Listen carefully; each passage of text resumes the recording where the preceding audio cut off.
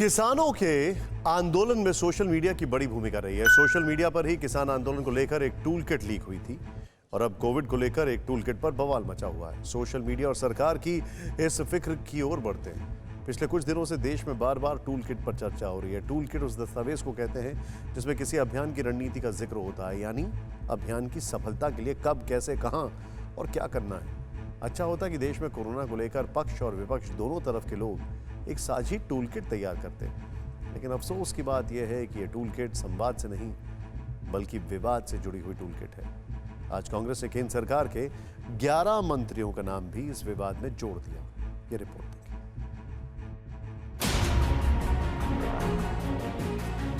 Tool kit मामले में Twitter को आज एक और चिट्ठी लिखी गई। कांग्रेस ने ट्विटर इंडिया को पत्र लिखकर केंद्र सरकार के 11 मंत्रियों पर कार्रवाई की मांग की है।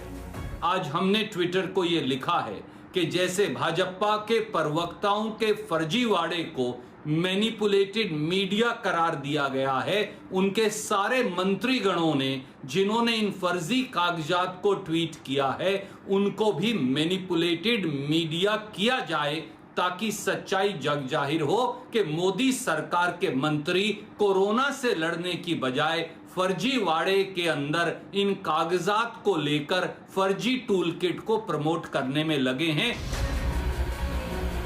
इस पूरे मामले को समझने के लिए आपको थोड़ा पीछे चलना होगा। 18 मई को बीजेपी प्रवक्ता संबित पात्रा ने ट्विटर पर एक दस्तावेज शेयर करते हुए उसे कांग्रेस की टूल किट बताया था।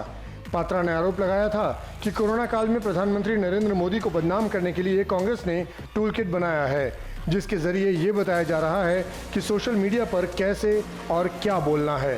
कांग्रेस खुद ही मान रही है कि प्रधानमंत्री ने हर क्राइसिस को अच्छे से मैनेज किया, मगर ये जो सेकेंड वेव आया है ये एक अपॉर्चुनिटी है, ये हम सबके लिए एक मौका है प्रधानमंत्री जी के छवि को धूमिल करने के लिए, उसे ध्वस्त करने के लिए, और कैसे करना है उसके उपाय भी, उसके इंग्रेडिएंट्स बताए गए हैं।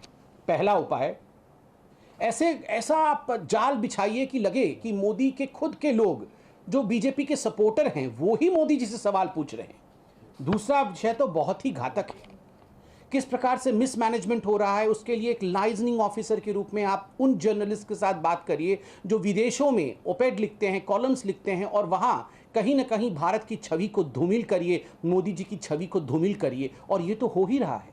हम देख रहे हैं कि विदेशों में पत्रिकाओं में किस प्रकार से कुछ भारतीय लोग ही अपने देश के खिलाफ, अपने प्रधानमंत्री के खिलाफ लगातार लिखते हुए नजर आ रहे हैं। आज हम समझ पा रहे हैं कि उसके पीछे राहुल गांधी और कांग्रेस पार्टी का ही हाथ है।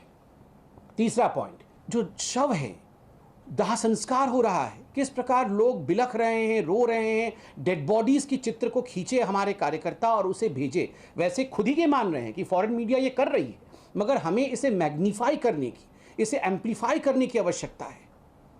मुझे बहुत दुख लग रहा है कि इस प्रेस कॉन्फ्रेंस को आज मैं कर रहा हूं, मगर ये जो चीजें सामने आई है ये दिल को हतप्रभ करने वाला विषय है। गिद्ध भी इस प्रकार से व्यवहार नहीं करता है। लेकिन कांग्रेस ने बीजेपी के आरोप को खारिज करते हुए कहा था कि बीजेपी के नेता जिस टूल किट की बात कर रहे हैं वो फर्जी है।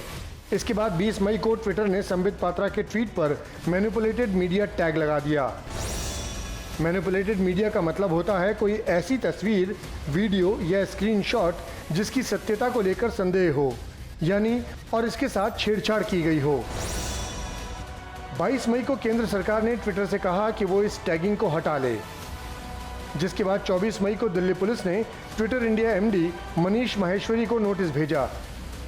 इसके पहले माहेश्वरी ने यह कहकर पुलिस के सामने आने से मना कर दिया था कि वो इसके लिए अधिकृत नहीं हैं। सोमवार को दिल्ली पुलिस की स्पेशल सेल ट्विटर के कार्यालय भी पहुंची थी। पुलिस का कहना था कि उनके लिए ये पता करना जरूरी है कि ट्विटर को नोटिस देने के लिए आखिर सही व्यक्ति है कौन। इस पूरे मामले में सच्चाई सामने आनी ही चाहिए, लेकिन घटनाक्रम से जुड़े अलग अलग लोग या संस्थाएं या तो सहयोग नहीं कर रही हैं या फिर मामले को सुलझाना नहीं चाहती। दिल्ली पुलिस की स्पेशल सेल ने टूल किट मामले में कांग्रेस के 2 नेताओं को समन जारी किया। कांग्रेस के मीडिया सेल के प्रमुख रोहन गुप्ता और प्रवक्ता एमवी राजीव गौड़ा को बयान दर्ज करने के लिए नोटिस भेजा गया है। इन्हीं नेताओं ने 19 मई को बीजेपी के प्रवक्ता संबित पात्रा के ट्वीट के खिलाफ पुलिस में शिकायत दर्ज कराई थी। विपक्ष कह रहा है कि पुलिस जो कर रही है वो तो डराने का काम है, लेकिन दिल्ली पुलिस का कहना है कि हम तो केस की जांच कर रहे हैं। दूसरी ओर पुलिस ट्विटर के अधिकारी से कुछ पूछती है तो अनजान बन जाते हैं वो। और जब पुलिस ट्विटर के दफ्तर पर यह पता करने जाती है कि आखिर वो किससे बात करें, तो इस पर भी सवाल उठने लगते हैं। कुल मिलाकर पुलिस से शिकायत भी की जाए और पुलिस की जांच पर सवाल भी उठाए जाएं, ये दोनों कैसे हो सकता है? और कुछ नहीं तो संकट काल में कम से कम देश की छवि का तो ख्याल रखिए। परवाह देश की, सोमवार से शुक्रवार रात 10 बजे TV9 भारतवर्ष पर।